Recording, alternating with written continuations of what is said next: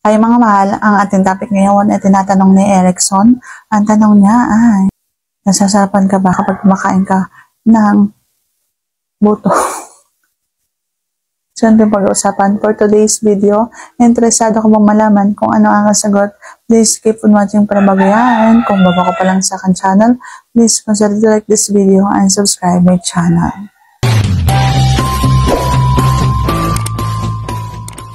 So, nasasarapan nga ba ako kapag halimbawa kumakain ako ng tea?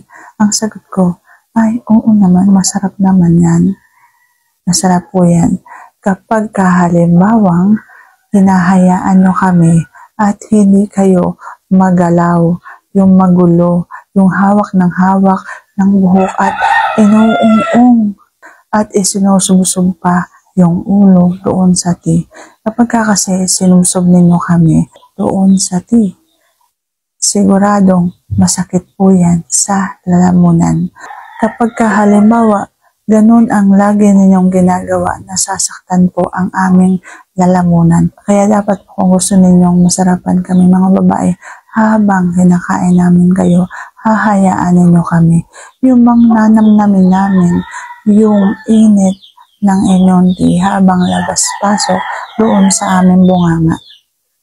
Okay po, pwede ninyong hawakan yung buhok pero wag bibigatan yung kamay. So, sana sagutin tama ang tanong. And if you like this video, please consider to like this video and subscribe my channel. Thank you for watching. See you on my next vlog.